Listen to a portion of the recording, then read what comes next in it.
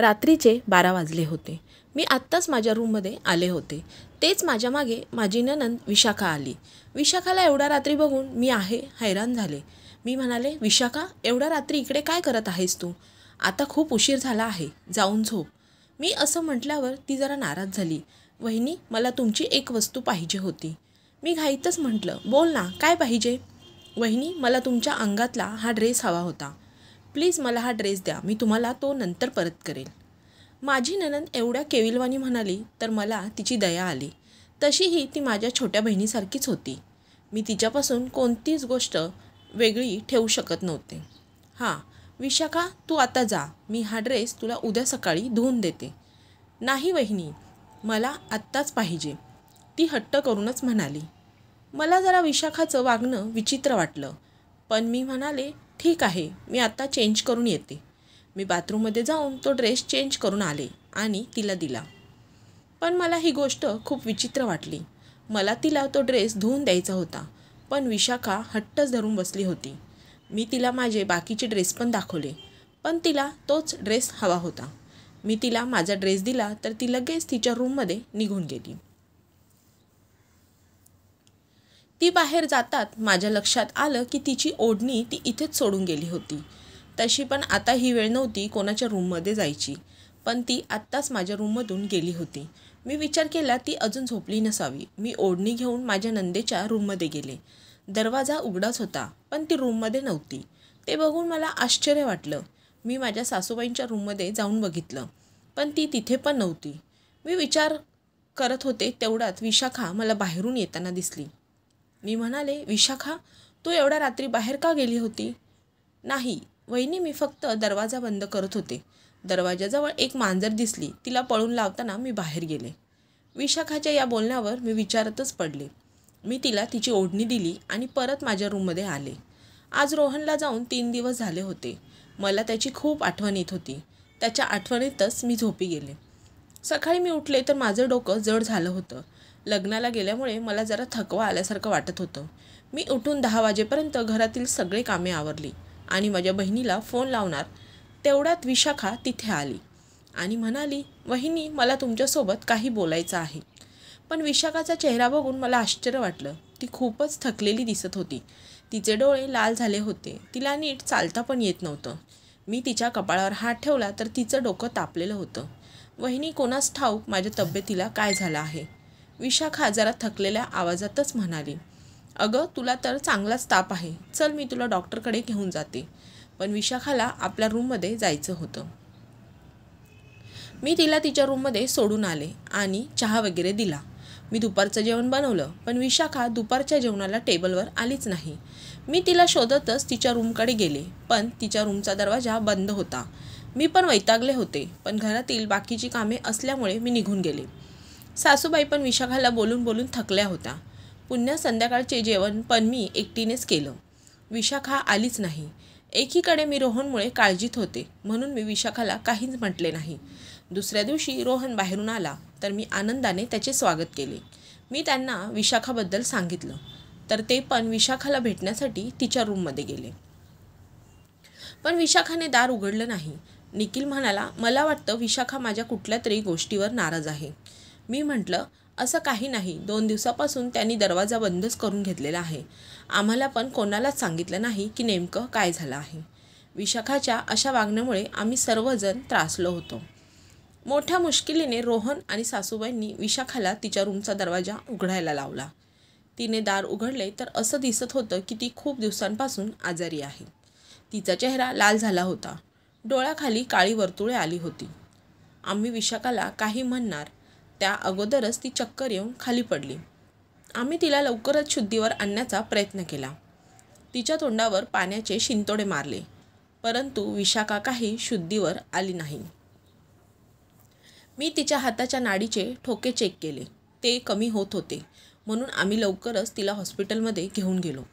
मी आणि रोहन विचार करत बसलो होतो की नेमका विशाखाला काय झालं होतं. आम्ही डॉक्टरांजवळ गेलो तर डॉक्टरांनी सांगितले की विशाखाची परिस्थिती खूप नाजूक आहे. तिला 24 तास ICUमध्ये ठेवूयात, त्यानंतरच पुढचा निर्णय घेतला जाईल.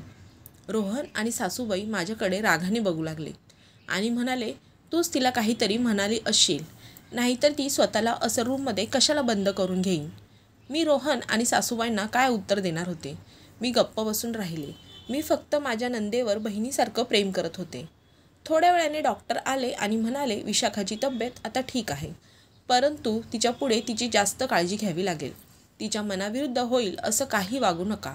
आम्ही विशाखाला भेटायला वॉर्डमध्ये आलो तेव्हा विशाखा एकटक छताकडे बघत बसली होती. तिच्याविषयी आम्हाला कोणीच काही सांगू शकत नव्हते. डॉक्टरांनी फक्त एवढं सांगितलं की श्वास गुदमरल्यामुळे त्यांना हृदयविकाराचा झटका आला असता. त्यांना आणायला थोडा उशीर झाला असता तर त्यांचा मृत्यू झाला असता. विशाखाबाबतीत असं ऐकून सासूबाईंना खूप भीती वाटत होती. विशाखाबाबतीत हे सगळं अचानक काय घडलं हे आम्हाला समजत नव्हतं. एका दिवसानंतर विशाखाला हॉस्पिटलमधून डिस्चार्ज मिळाला. डॉक्टरांनी आम्हाला सक्त ताकीद दिली होती की विशाखाला मोकळ्या हवेत राहू द्या. आम्ही विशाखाला घरी घेऊन आलो तर ती शांतच होती. असं वाटत होतं की तिला काहीतरी मोठं दुःख आहे. मी तिला विचारण्याचा बराच प्रयत्न केला पण ती काहीच बोलली नाही. ती आपल्या रूममध्ये जाण्यासाठी हट्ट करत होती. नाईलाजाने आम्ही तिला पुन्हा तिच्या रूममध्ये नेऊन बसवलं. पण डॉक्टरांनी सांगितलं होतं की विशाखाला कुठलाही त्रास होणार नाही याची काळजी घ्या. त्यामुळे आम्ही पण त्रस्त होतो.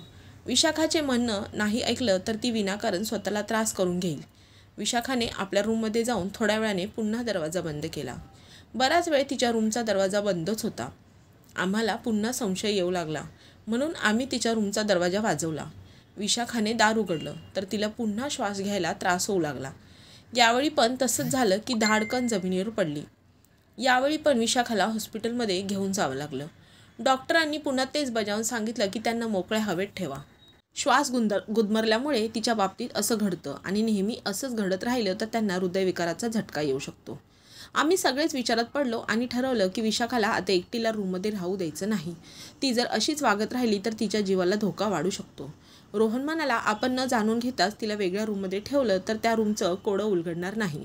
त्या अगोदर तुला तिच्या रूममध्ये काय चालू असतं हे बघावं लागणार. मी विशाखाच्या रूमच्या खिडकीचे पडदे जरा बाजूला सरकून आले. जेव्हा ती एकटी खोलीत असते तेव्हा ती नेमकं काय करते ते मला बघायचं होतं. रात्रीचे जेवण झाल्यावर विशाखा तिच्या रूममध्ये गेली आणि तिने दरवाजा बंद केला. मी ठरल्याप्रमाणे खिडकीचा पडदा बाजूला करून ठेवला होता. ती खोलीत गेल्यावर मी खिडकीतून डोकावण्याचा प्रयत्न केला. समोरचं दृश्य पाहून माझ्या पायाखालची जमीनच सरकली. विशाखाने आपल्या अवतीभोवती खूप साऱ्या मेणबत्त्या पेटून ठेवल्या होत्या. तिने आपले केस मोकळे सोडले होते. तिचा चेहरा विचित्र दिसत होता. मेणबत्त्या तिच्या अवतीभोवती जळत होत्या. आता मला समजलं होतं की विशाखाचा श्वास मेणबत्ती जाळल्यामुळे गुदमरतो. मेणबत्तीमध्ये एक असा खास प्रकारचा गॅस असतो त्यामुळे माणसाला श्वसनाचा आजार होतो आणि खूप वेळ मेणबत्तीसमोर बसले तर आपला श्वास थांबू शकतो. मी पटकन दरवाजा वाजवायला सुरुवात केली. यावेळी विशाखाने पटकन आपले केस बांधले आणि मेणबत्त्या विझून त्या कडेला टाकून दिल्या आणि दरवाजा उघडून रागाने म्हणाली, काय काम आहे, का दरवाजा वाजवत होती? मला दुसरे काही कारण नाही सापडलं तर मी म्हणाले, विशाखा, मला तू त्या दिवशी नेलेला ड्रेस हवा होता. मला उद्या महत्त्वाचं काम आहे. मला जर तो ड्रेस आता दिला तर मी तो धुवून टेरेसवर टाकते, म्हणजे सकाळपर्यंत तो सुकून जाईल आणि मला घालता येईल.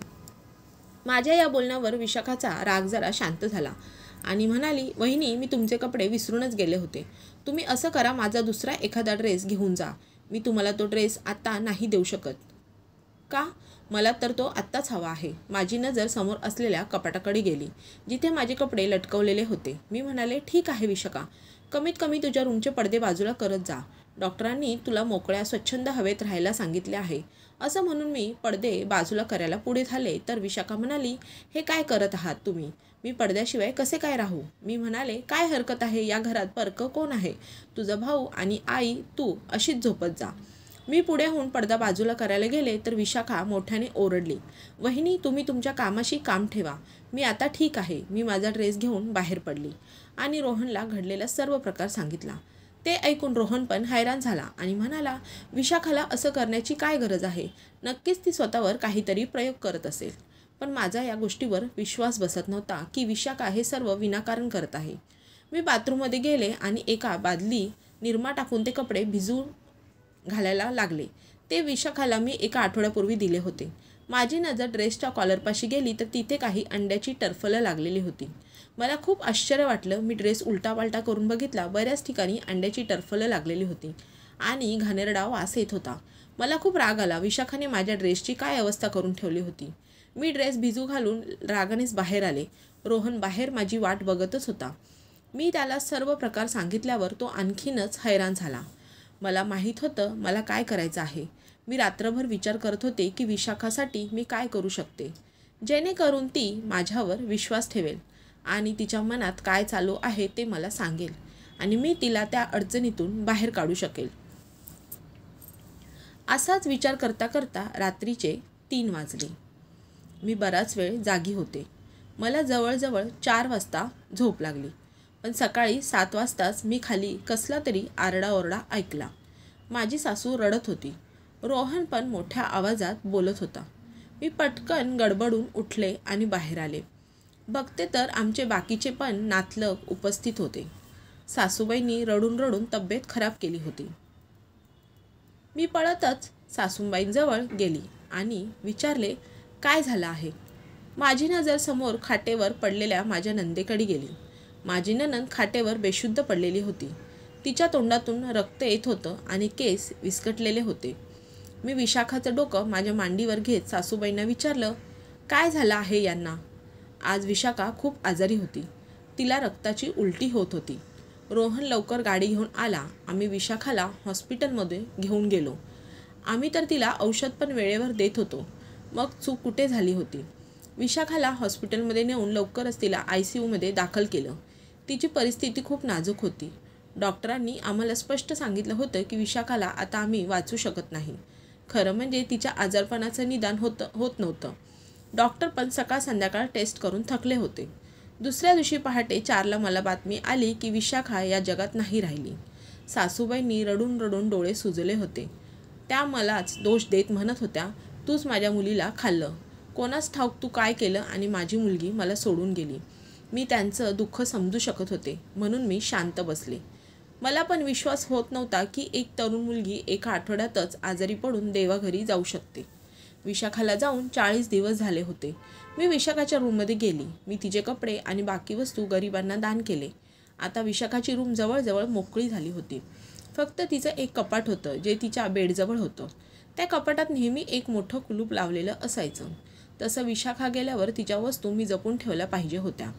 पण बेडजवळ पडलेल्या काही वस्तूंनी मला कुलूप तोडायला भाग पडलं. मला बघायचं होतं की तिने कपाटात असं काय ठेवलं होतं. मी कुलूप उघडण्याचा प्रयत्न केला पण ते उघडत नव्हतं. म्हणून मी कारागीर बोलून ते कुलूप तोडलं. त्याच्या आत बरीच जादूटोणा आणि मंत्राची पुस्तके सापडली. एक एक करून मी ती पुस्तके बघू लागली. ही पुस्तके हकीमी उपायाने भरलेली होती. खरं तर माझी नणंद लहानपणापासून लंगडी होती. तिच्या एका पायात थोडासा फरक होता. चालताना ती लंगडत चालत होती. या आजारपणातून सुटका मिळवण्यासाठी आम्ही खूप प्रयत्न केले पण यश काही आलं नाही. कोणास ठाऊक विशाखा या भोंदू बाबांच्या वेड्यात कधी अडकली. सुरुवातीला तर तिने वेगवेगळे उपाय केले पण नंतर ती अशा गोष्टी करू लागली ज्याचा या वास्तव जीवनाशी काहीही संबंध नव्हता. मी विशाखाची डायरी वाचली तर मला असं जाणवलं की ती तिचा आजार दुसऱ्या आरोग्यदायी माणसात ट्रान्सफर करायला पाहत होती. तिला कोणी शिकारी नाही सापडला तर तिने मलाच आपला निशाणा बनवला. देवाची करणी, तिने माझे कपडे याच गोष्टीसाठी घेतले होते पण तिचा उपाय चालू शकला नाही. मेणबत्ती आणि वेगवेगळ्या वस्तूच्या वापराने तिला श्वसनाचा त्रास सुरू झाला. विशाखाला खरं तर समजत नव्हतं की तिच्या आजारपणाचं नेमकं कारण काय आहे. कारण ती तिच्यासोबत होणाऱ्या घटनांना फक्त आणि फक्त जादूचा प्रभाव समजत होती. तिला हृदयविकाराचा झटका आला तर तो पण तिचा श्वास गुदमरल्यामुळे आला होता. पण आमच्या ध्यानीमनी पण नव्हतं. विशाखा रूममध्ये एकटी बसून नेमकी काय करते? आम्ही या गोष्टीपासून मी सावध राहिलो. आता परिस्थिती अशी होती की विशाखा कोणाला काही म्हणू पण शकत नव्हती. माझ्या नंदेबाबत ही सर्व समजल्यावर मला खूप पश्चाताप झाला. कदाचित तिने तिचं मन माझ्याजवळ मोकळं केलं असतं तर मी तिच्याकडे देवाकडे प्रार्थना केली असती. नाहीतर काहीतरी इलाज शोधण्याचा प्रयत्न केला असता. जगात प्रत्येक गोष्टीला इलाज आहे पण तिने चुकीचा मार्ग निवडला आणि तिचा आजार माझ्या ट्रान्सफर करण्याचा प्रयत्न केला. देव अशा लोकांना चांगली बुद्धी देण्याबरोबर संयमी असण्याची बुद्धी देव. आपल्या ज्या गोष्टीची कमतरता आहे त्यातून बाहेर पडण्यासाठी चांगल्या मार्गाचा अवलंब करावा. मित्रांनो, तुम्हाला आजची कथा आवडली असेल तर व्हिडिओला लाईक करा, शेअर करा आणि हो, चॅनलला सबस्क्राईब नक्की करा.